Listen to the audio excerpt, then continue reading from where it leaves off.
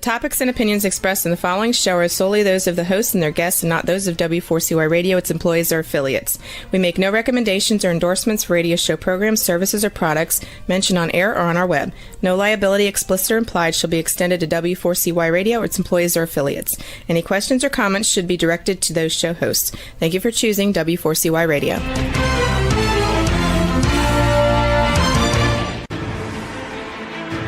What's working on purpose anyway? Each week, we ponder the answer to this question.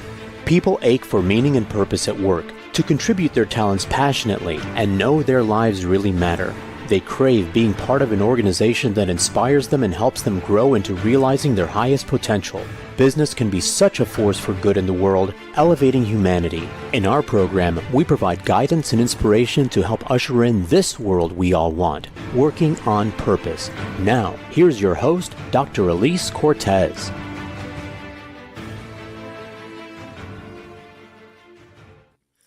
Welcome back to the Working on Purpose program, which has been brought to you with passion and pride since February of 2015 already. Thanks for tuning in this week. Great to have you. I'm your host, Dr. Elise Cortez. If we've not met before and you don't know me, I am a workforce advisor, organizational psychologist, management consultant, logotherapist, speaker, and author. I constantly am searching and helping my clients elevate their leadership and culture, and my team and I at Gusto now help companies to enliven and fortify their operations by building a dynamic, high-performance culture, inspirational leadership, and nurturing managers activated by meaning and purpose. You can learn more about us and how we can work together at gusto-now.com or my personal site, elisecortez.com. In today's program, we have with us Pete Behrens. He's the founder and CEO of Agile Leadership Journey, where he spent over 3 decades of guiding leaders through uncertainty.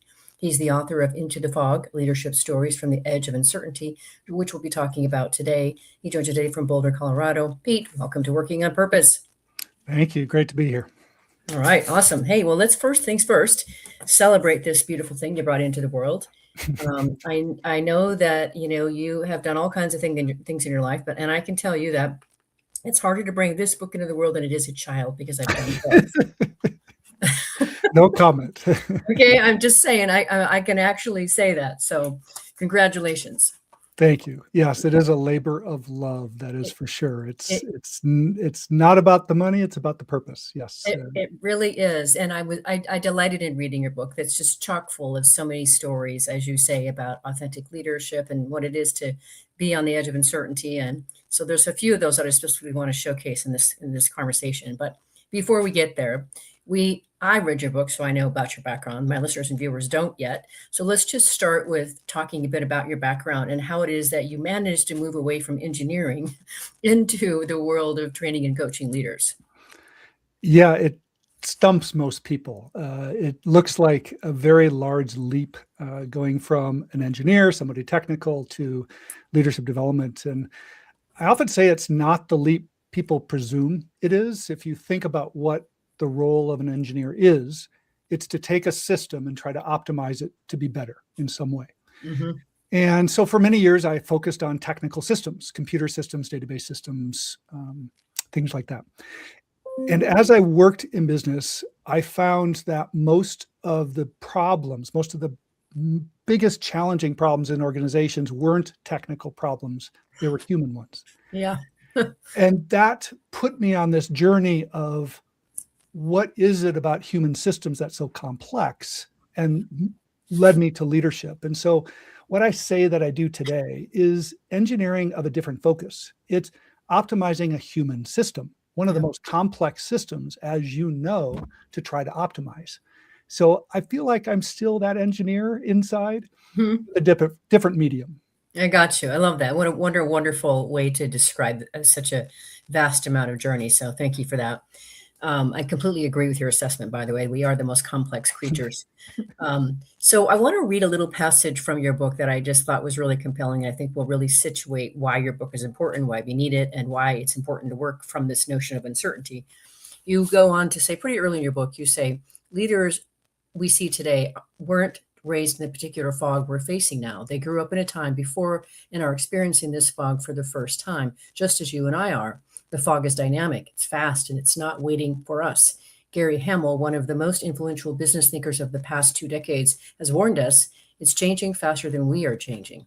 The real danger of fog isn't that we don't see it, it's that we don't adapt quickly enough to face it. The fog is already here. Are you prepared to face it? I think that's such a critical thing to start with, because I don't think that most people really understand just the sheer amount of complexity and ambiguity that is confronting them today. Yes. And that is the premise of the fog, as you're getting at. It's that feeling we all have where we might know where we want to go. We might understand or have a vision, yet at the same time, everything is happening around us that creates an environment that makes us fearful, that makes us uncertain, unsure, unclear about what to do. And it's that freezing action that we want to pick up on. And the fog, I believe, is a metaphor everybody can relate to that feeling. Mm-hmm. Mm-hmm. I appreciate how you go on to say that the fog isn't your enemy. It's a signal. It means something's changing and adaptation is necessary. It's an invitation to slow down, not to panic or power through blindly, to step back, gather insights, and look again with fresh eyes. I think that's really powerful to situate it that way too.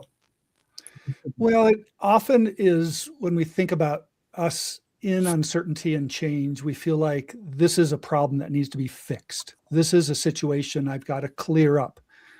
When we imagine fog, or when we think about our work worlds or society today, these are parts of the landscape that will never truly go away.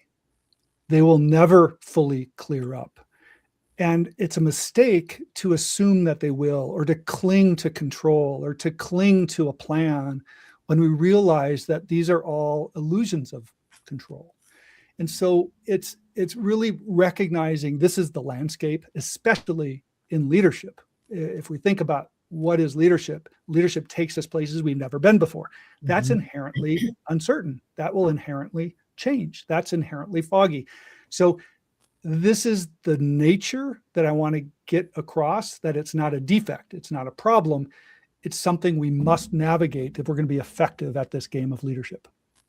Yeah, and I appreciate that you actually further go on to say that fog doesn't mean that you are broken. And I think that's really important to say too. And if you could situate a bit, I think what's really interesting in my own years of helping to develop and coach leaders, and I really appreciate I've gotten to be on the front line of, helping those people that are getting their first supervisor jobs. They go from being an individual contributor to a supervisor, and now they're managing their former colleagues, to managers, to senior leaders, to executives.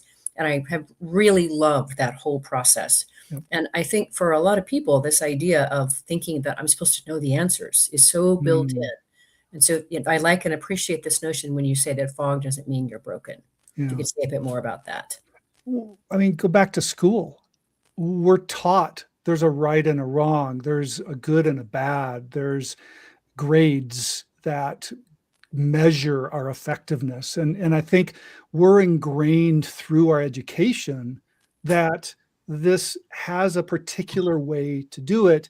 And as a leader, then I start to feel responsible, not just for myself, but for others that are following, or others that I'm responsible for in the organization. And so that burden we carry becomes a burden of, I've got to be right. I've got to have the answer. They're all waiting for me. They're all choosing me. And this is one of the reasons I wanted to write this book, is I believe the best leaders counter that. It's a bit of a leadership meme that we follow the one who has the vision and the answers, and it's all right. It's more about, I've got a vision, but I can't get there without you. That's this weird mix of ego, but also humility, that you can name a better future and then also be vulnerable to say, but I can't do it alone. And so it's that balance between having some direction, but not necessarily all of the tools and all the answers to get there, that we find to be in the best leaders. And maybe, I think you also alluded to several times too, it's not even necessary that we know where we're going necessarily. We just know where we need to put some steps forward here. And so have an idea of the direction, but maybe not even completely sure of exactly where we're going. Just know that we need some kind of forward momentum. And that's another oxymoron in the fog, is wait for clarity. No, clarity doesn't come from standing still. Clarity comes from movement. And one of the agility constructs that we think about in uncertainty is unless we start to create some movement, we aren't going to get feedback. We're not going to see what's right, what's wrong. And then do we call these mistakes? Do we call them wrong if I make a step or two and it turns out to be not the correct step to where I believe we should be going? Judgment then starts to get in our way. Mm-hmm. So it's this construct of movement creates clarity is a critical one when we start thinking about the fog. But you specifically talked on vision. I think this is one of those things where we often get wrong. The fog doesn't preclude us from having a vision of where we want to go. It shouldn't. In fact, having a vision is really the only way we know whether we've made steps right or wrong, because it's either leading us to it or away from it in some way. Okay. So agility doesn't counter vision. I think a vision serves agility so that we can make those pivots necessary when we realize we're not following it. Beautiful. Thank you for that, Pete. That was great. I do think that one of the most compelling aspects of your book, there are many, but I do think that that very notion of getting into motion so that you get that feedback is really a critical part and distinguishes your approach from others that I've talked about or worked with before as well. So I just want to celebrate that part of it too. Thank you. Yeah, you're welcome. The other thing that is interesting, there are many aspects of your book that really kind of distinguish it. And one is absolutely that you reference climbing and leadership peaks throughout your book, including your own experience. So if you could talk a little bit about, the choice to include that as like a thread in your book, the idea of your own experience climbing, what you learned about yourself and what you learned about leadership and what you kind of have learned to teach as a result of that, I think that would be useful. Yeah, when you pick a book and you're looking for some of those themes, which ones jump out? And, there was parts of this book that the mountains and the paths were the theme. And then, they become the sub-theme when fog emerged as the primary theme. Mountains to me are something quite important. Living in Boulder, Colorado, they're right outside my backyard. And they represent the challenge in front of us. They represent the landscape that is not easy to overcome when we think about business. So it's a useful metaphor in overcoming our challenges. One of the things that I tried to bring about with the landscape of leadership, though, specifically, was what I'd call elusive peaks. And one of the early chapters is called Elusive Peaks, where we're actually describing these false peaks that we think we want to achieve. This might be, as you mentioned, a leader growing in their capacity. I want to shift into be a strategic leader. Sure. So is strategy a peak? Well, yes and no. Strategy, we realize, is useful, but if I go there and I get aloof to the tactics, if I become disconnected from the real work, strategy becomes useless. So it is a peak, but it's an elusive peak because it only comes in concert with something else, strategy and tactics, or expertise and openness. If I have all this expertise, this knowledge, this learning, yet does that close me to being open to other ideas? This is another one of those peaks that we kind of see, but then realize, ooh, it's trickier than I thought. So we use that metaphor in many ways. Leadership shows up in many of these tensions that we believe it to be one thing, but it turns out to be more complex than that. Mm-hmm. And then if you could say just a bit about, you talk about your own experiences of climbing and, the rigors of that and the stresses, the tensions of that too. If you could say too a bit about, how you layered that in, because it's so beautiful how, we learned a lot about you in this book, which makes you accessible, right? And I applaud you for that, because not everybody does that, right? But you share a lot about climbing and your own personal experience of learning from it. Yes. I'll share maybe one of the key stories in the book that starts to introduce a concept we haven't explored yet, the inner fog. And that is when I was co-leading a group of teenagers on a mountain hike. And it's one thing to go on a mountain hike on your own, right? That's an adventure. That's fun. And if you're in danger, that's yourself and your whoever you're climbing with. You're leading a group of teenagers. That's a whole different category. You feel responsible. You feel nervous. They're not fully formed yet, so you never know what they're thinking and doing.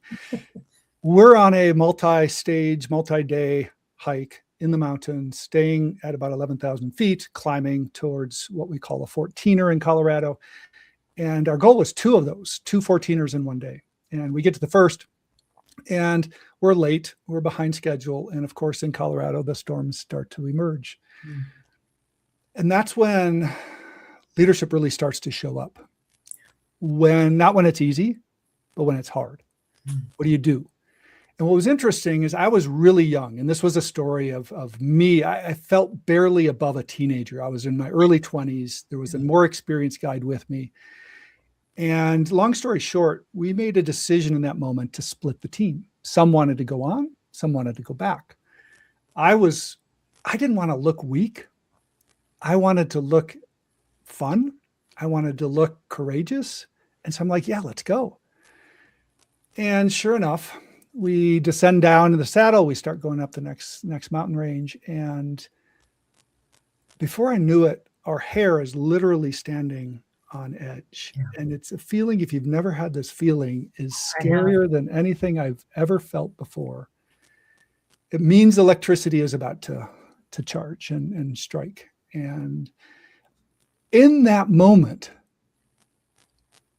my leadership finally showed up. The courage finally showed up to make the right choice. And I realized, looking back on that, the initial decision to move on wasn't leadership. It was cowardness. I was afraid to look vulnerable in front of these teens. I was afraid to look weak in front of these teens.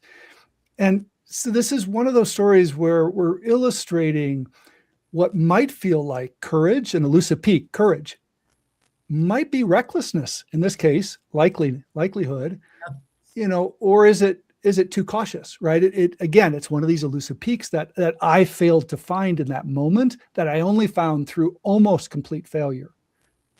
Fortunately, I was very lucky. Nobody got hurt on this particular engagement, and I lived to tell the story. Beautifully told as well.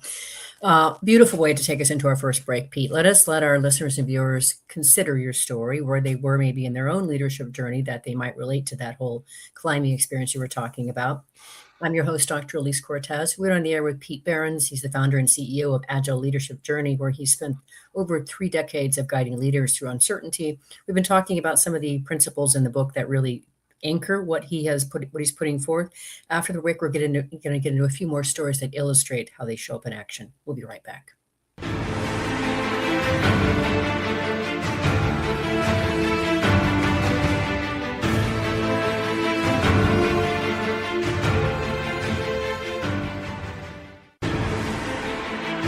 Dr. Elise Cortez is a management consultant specializing in meaning and purpose, an inspirational speaker and author. She helps companies visioneer for greater purpose among stakeholders and develop purpose-inspired leadership and meaning-infused cultures that elevate fulfillment, performance, and commitment within the workforce.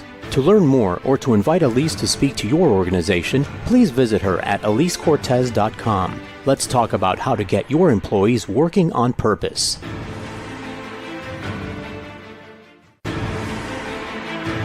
This is Working on Purpose with Dr. Elise Cortez. To reach our program today or to open a conversation with Elise, send an email to Elise, A-L-I-S-E, at elisecortez.com. Now, back to Working on Purpose.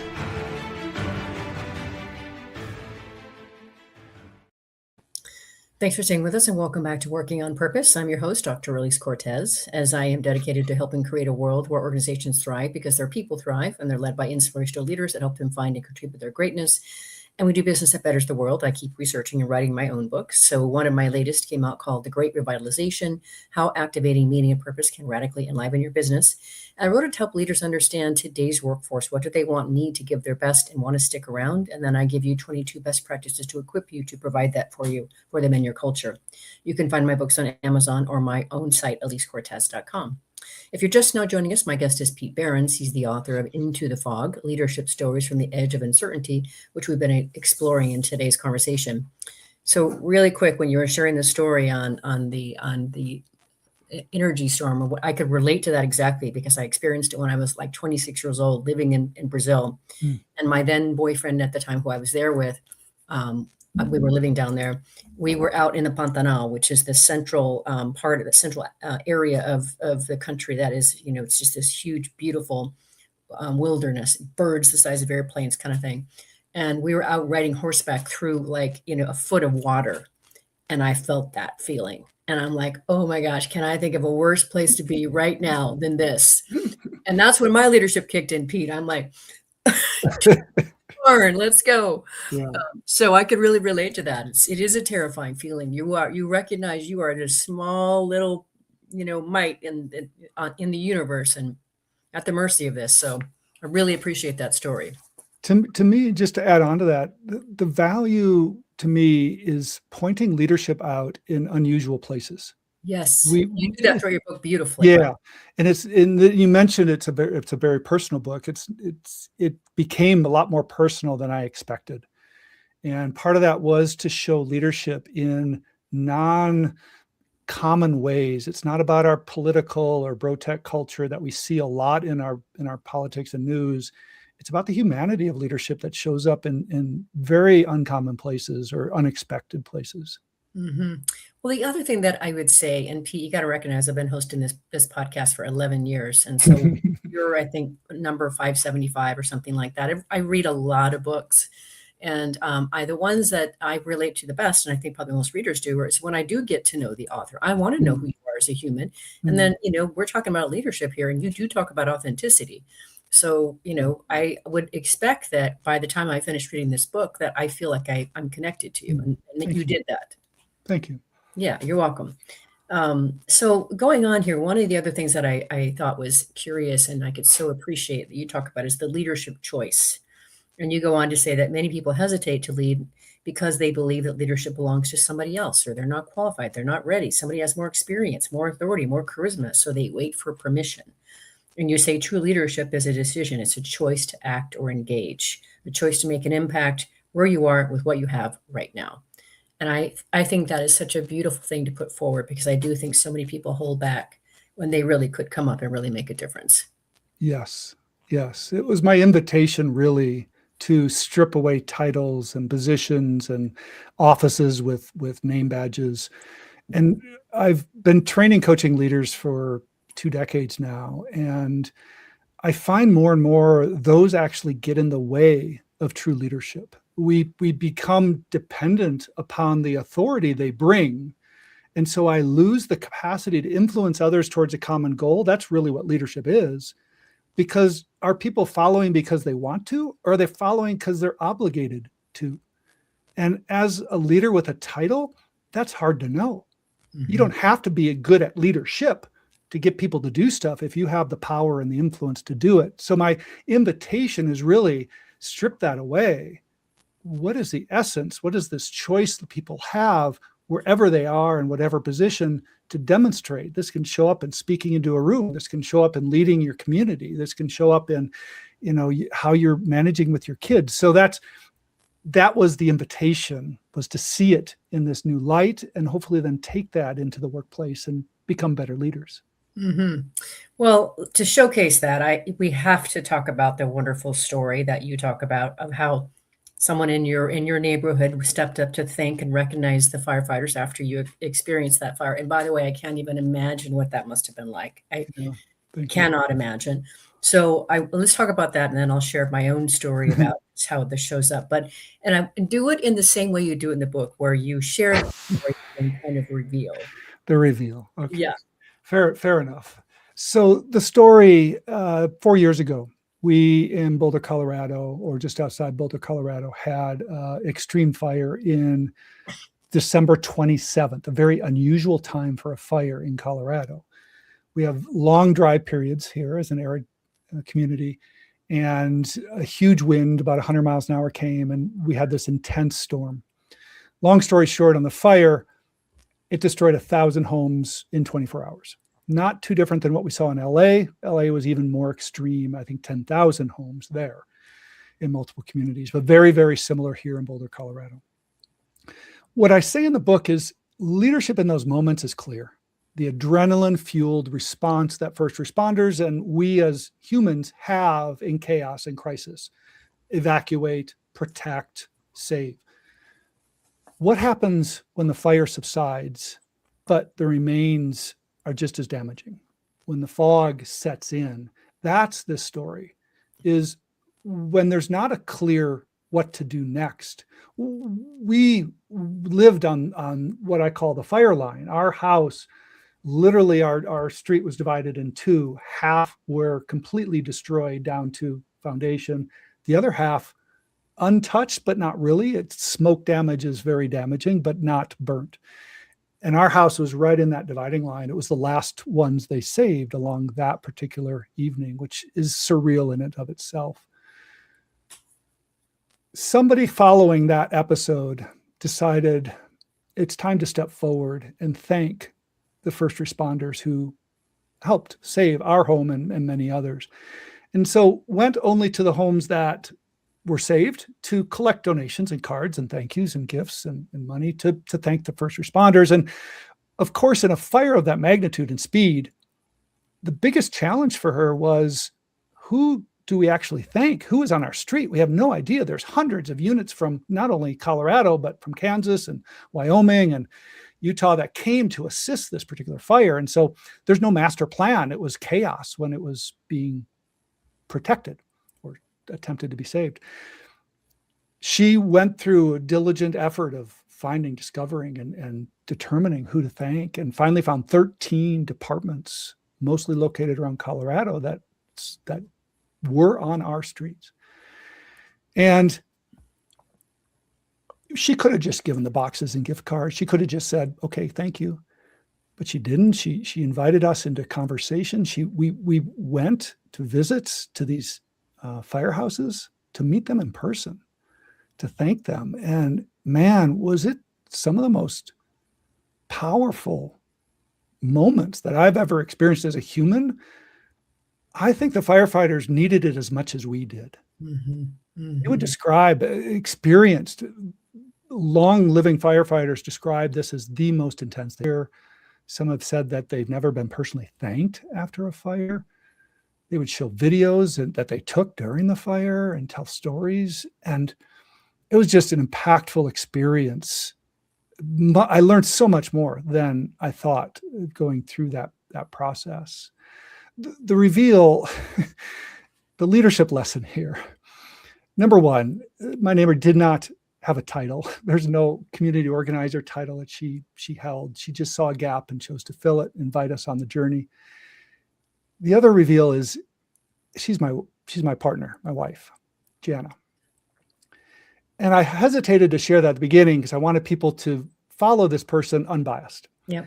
But to me, it actually pointed something even more valuable out, that in our relationship of 35 years, she's been a supporter of my leadership journey. I've been the one more on the forefront. She's been in the supporting role, working nonprofits and supporting our business. And yet here she was profoundly shaping what I saw as leadership. Mm-hmm. And she's not loud. She's not strong. She's quiet. She connects. She relates. And how powerful that authentic leadership showed up, and how people respected her for this journey. And it was one of those light bulb moments where you just sometimes have to get hit in the head again. Hey, that's leadership. Mm-hmm. I think that's such an important story to share for a number of reasons, but also just to also help invite our listeners and viewers, who maybe haven't quite stepped into this or to the level if they want to take that leap, because it's such a powerful story. Talk about impact, and even you, look how much it's impacted you. It's wonderful, right? It's just wonderful. Well, and I'll share this just quickly because it also speaks to, accepting the summons, right? So, you and I travel all the time, and we're on airplanes. Many listeners and viewers do as well. And we all know that situation when we maybe leave a city a little bit late and we arrive, and then you get the announcement that says, ladies and gentlemen, there are people here with tight connecting flights. This is your final destination. Please stay seated and let those get off the plane. And without exception, every human stands to their feet and starts rushing down the aisle. And so I started doing this last fall, Pete, where I'd be like in row 12, so another 20 rows behind me, and we get that message. And so I started doing this. I'm like, the first time I did it, I was like, oh, okay, all of you in the back, which of you have connecting flights? Could you put your hand up for me? Okay. And they'd be like, urgently putting their hand up. And I'm like, okay, great. The rest of us, we all know what it's like, to be running for that next flight, and we're not sure if we're going to make it. Let's just oh, it's so great to see us all working together on this. Stay seated, let them go. So I'm sitting there, and there was a woman next to me this first time, big, tall woman, clearly an athlete of some kind. And she is listening to this, and she's like holding herself rigid, like waiting for the command of when can she go kind of thing. People are getting off the plane, and they're saying, thank you so much. Thank you so much. And then once everybody's off, that has to get off, then I can start getting off too. And get off the plane. There's a young woman behind me. And she says to me, "You're my hero." And I'm like, that's all it takes to be a hero these days. And the cleaning crew had gotten on, and they were watching all this, and they were like, "Man, you should be on every flight." But it's so simple, right? I had been wanting to do this forever, and I finally got to the place that that's it. It's the right thing to do. And the really cool thing was everybody joined in, and then, let's not make them wrong or bad. Let's celebrate that they're good humans. So easy, right? Yeah. And then we're also modeling it for other people as well. But the courage it took you It did, yeah. to stand up like that and, have no guarantee that was going to work. Yeah. Yeah, and because it could have been and even if they had gotten up and just started, running over me, I mean, I would have still held strong on that. But anyway, yes. And so, yes, that was leadership.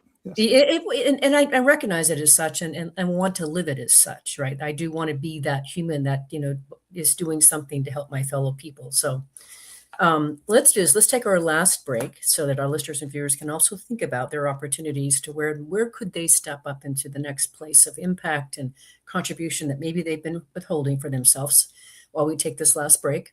I'm your host, Dr. Elise Cortez. We've been on the air with Pete Behrens. He's the founder and CEO of Agile Leadership Journey, where he spent over 3 decades of guiding leaders through uncertainty. We've been getting into some of the examples of how you can activate the principles in his book. After the break, we're going to continue the storytelling, which will help illuminate what it is we're here to teach you. We'll be right back.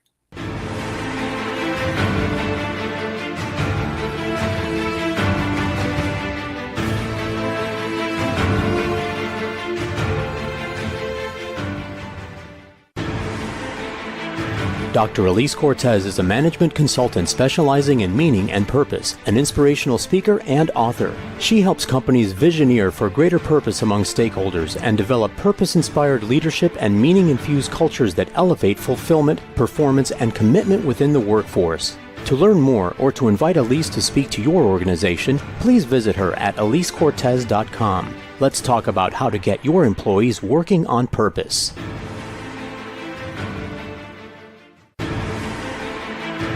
This is Working on Purpose with Dr. Elise Cortez. To reach our program today or to open a conversation with Elise, send an email to Elise, A-L-I-S-E, at elisecortez.com. Now, back to Working on Purpose.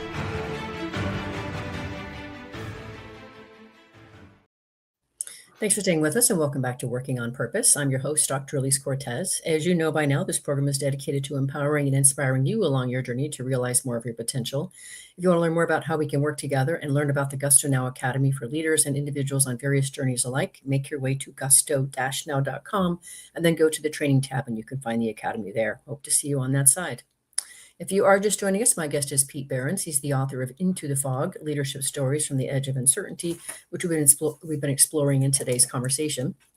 So next, what I would love to have you do, I really, on a number of levels, felt that your story of how you were talking about working with the high-performing healthcare tech company that were dealing with some problems of collaboration and adaptability. There's so many aspects of that story that I think are important to share. One, the work that we get to do to help organizations and they need this kind of help. But two, just the impact of the story is so incredible, especially when it comes to leadership and where it came from in that story. Yeah. I was leading as you mentioned, a leadership education program for a really impactful healthcare company. They hire exclusively from the Ivy Leagues in the Northeast there. And they prided themselves on the best and the brightest people. And that showed. What was really interesting, though, is as you develop a culture like that, it's a culture of heroes. It's a culture of individuals, not a collaborative culture by nature. So we were there to work a lot with not only leadership development, but a leadership culture where it's more collaborative and collective than it is solo adventurers. In this particular session, we're talking about leadership power, and I mentioned the concept of what's called a double bind in terms of leadership power that females face in the workplace. This is the bind between your role in society as being a nurturer and supporter and the role of leadership, which requires some assertiveness. And that when women often try to find that balance in this role, they're often seen as, say bad words, bitchy, or, too emotional. And in this particular moment, one of the gentlemen yelled out an explicitive. And I was like, oh, okay. Threw me back, caused me to pause, partly because I was shocked, partly because I'm like, okay, where do we take this? And in the story, Rebecca is the one who shakes and breaks the silence. She speaks up authentically about her experience. When she says things, it isn't accepted until a man repeats it, being looked over in terms of leadership positions. And what was interesting is I talk about this as, this is leadership. This is the courage to speak into a room that doesn't want to hear what you have to say, with no guarantee of what's going to happen next. Right. And what that opened was a door, and other women spoke, and then other men spoke to the challenge. And I felt like the individual who yelled the explicitive was left on an island. I don't think they were ever changed in that session, but they were definitely felt that they were on the island. And it's a representation of what both the courage leadership takes, but the simplicity that leadership can be. Rebecca speaking in that moment created an opportunity, a door open for others to follow, and they did. Mm-hmm. And that didn't change the culture on that day, but it changed the direction of the culture on that day. Mm-hmm. What I also want to celebrate about that story too, that is so important, is, and we started with the podcast conversation with this in the beginning, and that is the criticality of ongoing learning and evolution. We have to unlearn things. We have to learn new things to be effective today. And, we are vastly, being outpaced by all the other changes. So the need to examine those mindsets and how we behave and respond and react from those mindsets is so critical to be effective as a leader today, especially the bigger the organization that you have. So I think that story has so much power and potency to it. Thank you. Yeah, it's definitely one I'm hearing a lot from women in leadership positions and describing their entire careers and how they've had to live through this type of situation. And in the book, I couldn't even speak to it enough. I invited my COO, a woman, Tracy Wilson, to speak on my behalf in the book to help bridge some of that gap too. Yeah, well, I can appreciate that. I also work with a lot of those themes too in my work too. It's just it's so pervasive. Yeah. So there's so many things that we could still talk about from your book, but so I'm going to cherry pick a few that I really gravitated to. I love how you talk about this idea of leaders recognizing where you are here marker is placed. And that is really amazing. And there's always a disconnect there, right, between where they think they are and where their followers think they are, et cetera. So how can leaders more adeptly discern where they think they are versus where their followers think they are? Sure. That story shows up in the construct of inner fog. And just to provide listeners and watchers a little bit more context, we often think of the fog as an external event, something outside of us, something we have to navigate. But just as often, it gets inside of our head, between our ears. This represents our ego, our blind spots, our assumptions that we make. And these are equally as damaging, maybe even more so, because it's kind of like on a humid, rainy day, the windows from the inside fog up. So what we're seeing, we're not actually even seeing. And so we often think it's fog, but it's actually something going on inside our head. So the question then you have is, all right, the you are here is a fun little story about a leader I worked with. That's like, I'm an old dog and not really willing to learn new tricks. I'm like, well, congratulations on knowing who you are and what you want. That's great.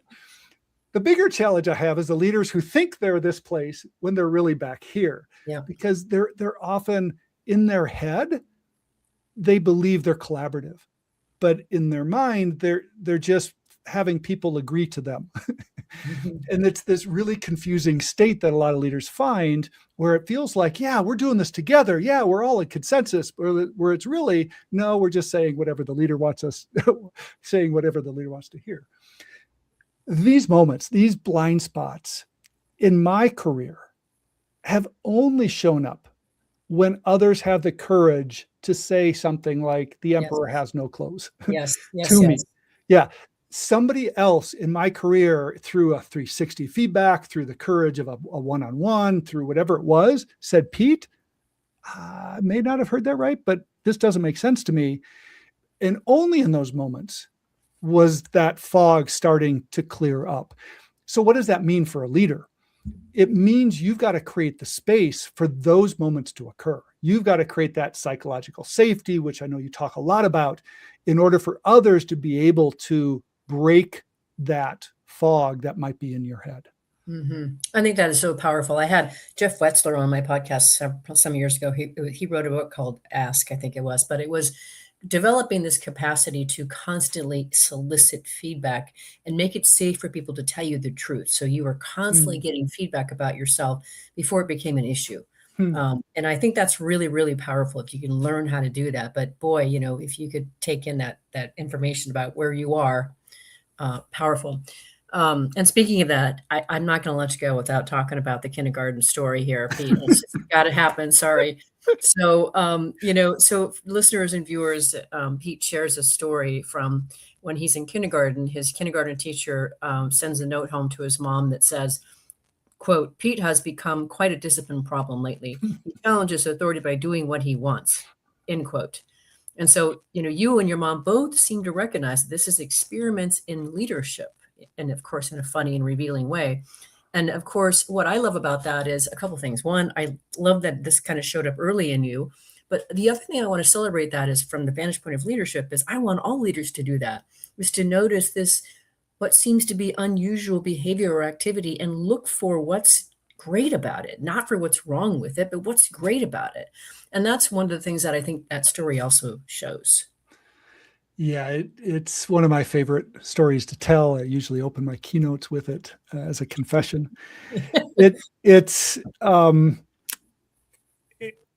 I want to have a confession here too. I don't know that my mom necessarily agreed with me that it's leadership. It may have just been me. Right. And you didn't say that. You said she just the scrapbook. Yeah. At the same time, you're right. When it comes to this construct of right and wrong, leaders, the further they go along their journey, often get pretty stagnant in what those judgments are, especially as we break gender and we break social, cultural, as we break generational lines. These are things where what looks right to a leader comes across as then judgment, and it blocks me from learning.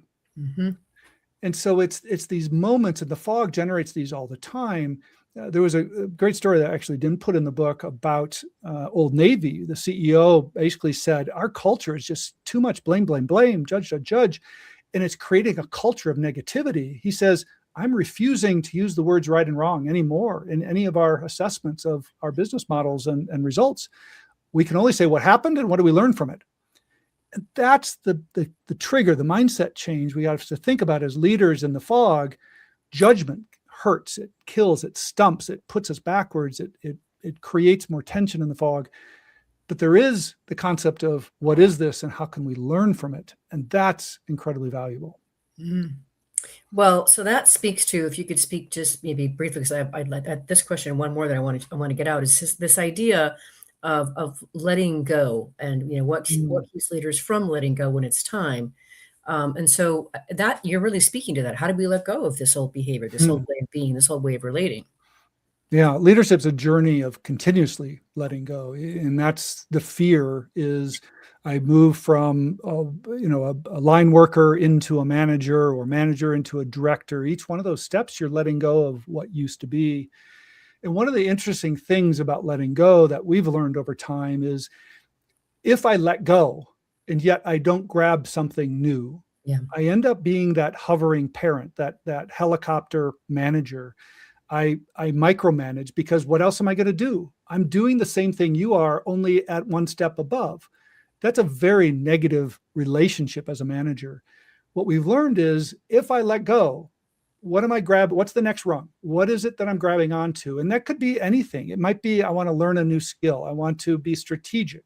I want to focus on the next generation of technology. Whatever that is, find something so that you're not doing the exact same thing the people you're leading.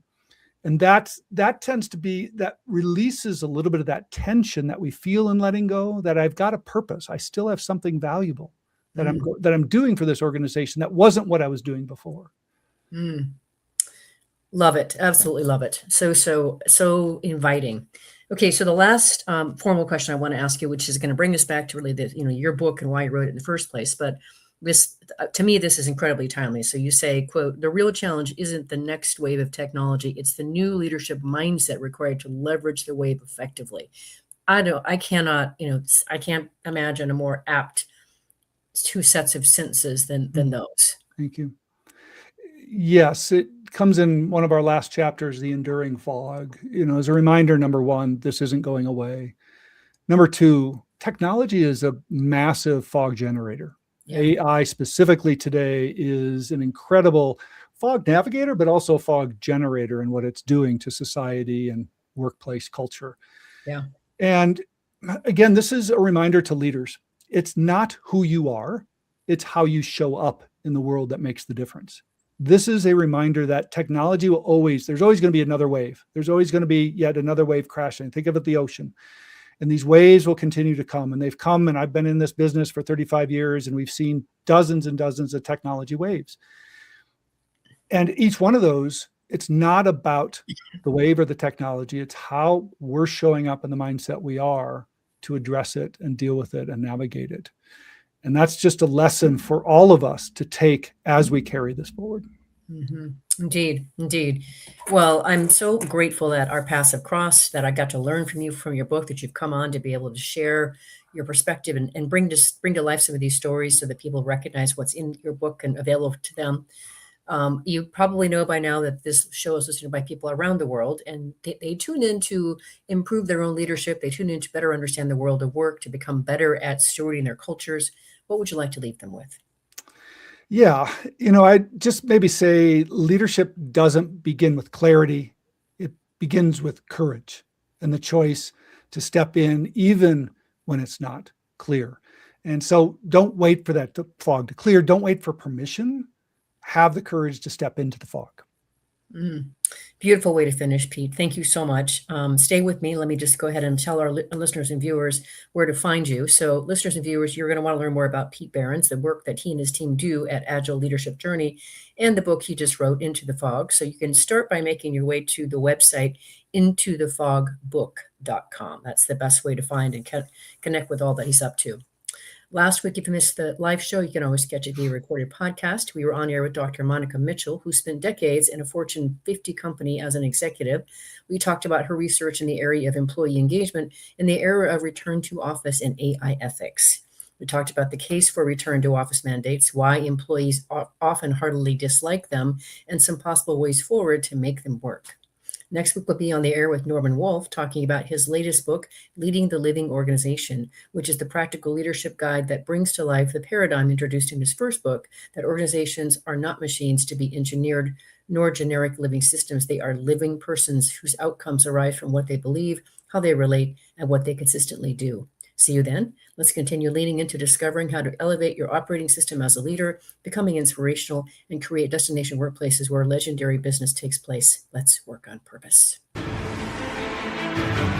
We hope you've enjoyed this week's program. Be sure to tune into Working on Purpose, featuring your host, Dr. Elise Cortez, each week on W4CY.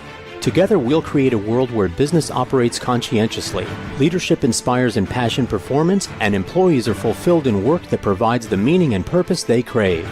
See you there. Let's work on purpose.